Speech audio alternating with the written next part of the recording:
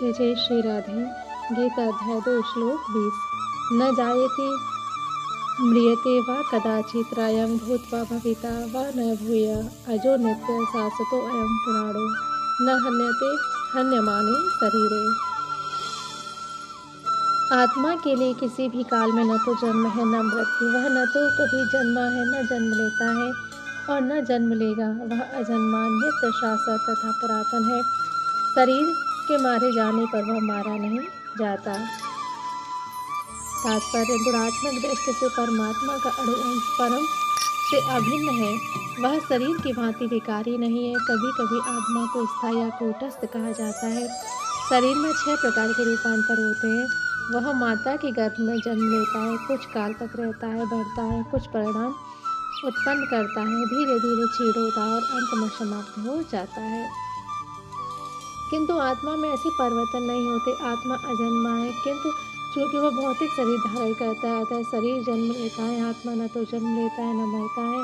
जिसका जन्म होता है उसकी मृत्यु भी होती है। क्योंकि आत्मा जन्म नहीं लेता अतः उसका न तो भूत है न वर्तमान या भविष्य नित्य शाश्वत तथा सनातन है, अर्थात उसके जन्म लेने का कोई इतिहास नहीं है। वह शरीर के प्रभाव में आकर आत्मा के जन्म मरण आदि का इतिहास खोजते हैं। आत्मा शरीर की तरह कभी भी वृद्ध नहीं होता। अतः तथाकथित वृद्ध पुरुष भी अपने में बाल्यकाल या अवस्था जैसी अनुभूति पाता है। शरीर के परिवर्तनों का आत्मा पर कोई प्रभाव नहीं पड़ता। आत्मा वृक्ष या किसी अन्य भौतिक वस्तु की तरह क्षीण नहीं होता। आत्मा की कोई उत्कृष्टि नहीं होती। शरीर की उत्कृष्टि संतानें हैं और वे भी व्यक्ति आत्माएं हैं और शरीर के कारण वे किसी न किसी की संतानें प्रतीत होते हैं।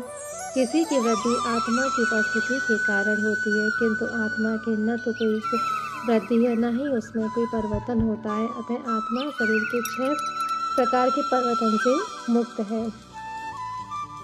न जायते म्रियते वा विपश्यन्नायं कुताश्रित भभुवं कश्चित् अजो नित्यं शाश्वतो अयं पुराणो न हन्यते हन्यमाने शरीरे। इस श्लोक का आगे का तात्पर्य भगवत गीता के श्लोक जैसा ही है, किंतु इस श्लोक में एक विशिष्ट शब्द बेपसृत का हुआ है जिसका अर्थ विद्वान या ज्ञान में। आत्मा ज्ञान से या चेतना से सदैव पूर्ण रहता है। अतः चेतना ही आत्मा का लक्षण है। यदि कोई हृदयस्थ आत्मा को नहीं खोज पाता तभी वह आत्मा की उपस्थिति को चेतना की उपस्थिति से जान सकता है। कभी कभी हम बादलों या अन्य कारणों से आकाश में सूर्य को नहीं देख पाते, किंतु सूर्य का प्रकाश सदैव विद्यमान रहता है। अतः हमें विश्वास हो जाता है कि यह दिन का समय है। प्रातः काल जो ही आकाश में थोड़ा सा सूर्य प्रकाश दिखता है तो हम समझ जाते हैं कि सूर्य आकाश में है। इसी प्रकार चूंकि शरीर में चाहे पशु के हों या पुरुषों के कुछ न कुछ चेतना रहती है, अतः हम आत्मा की उपस्थिति को जान लेते हैं। किंतु जीव की यह चेतना परमेश्वर की चेतना से भिन्न है, क्योंकि परम चेतना तो सर्वज्ञ है। भूत वर्तमान या भविष्य के ज्ञान से पूर्वदृष्टि जीव की चेतना विस्मरणशील है। जब वह अपने वास्तविक स्वरूप को भूल जाता है तो उसे कृष्ण के उपदेशों से शिक्षा तथा प्रकाश और बोध प्राप्त होता है, किंतु कृष्ण विस्मरणशील जीव नहीं है। यदि वे ऐसे होते तो उनके द्वारा दिए गए भगवत गीता के उपदेश व्यर्थ होते। आत्मा के 2 प्रकार के, एक तो अणु आत्मा, दूसरा विभु आत्मा। कठोपनिषद 1:20 में इसकी पुष्टि इस प्रकार हुई है। अणु रणीयान हतो महीयान आत्मास्य जंतु निहतो गुहायाम तम क्रतु पश्यति वीत शोको धातु प्रसादान्म हेमानमात्मानः। परमात्मा इस अणु आत्मा दोनों शरीर रूपी उसी वृक्ष में जीव के हृदय में विद्यमान है और इनमें से जो समस्त इच्छाओं तथा शोकों से मुक्त हो चुका है वही भगवत कृपा से आत्मा की महिमा को समझ सकता है।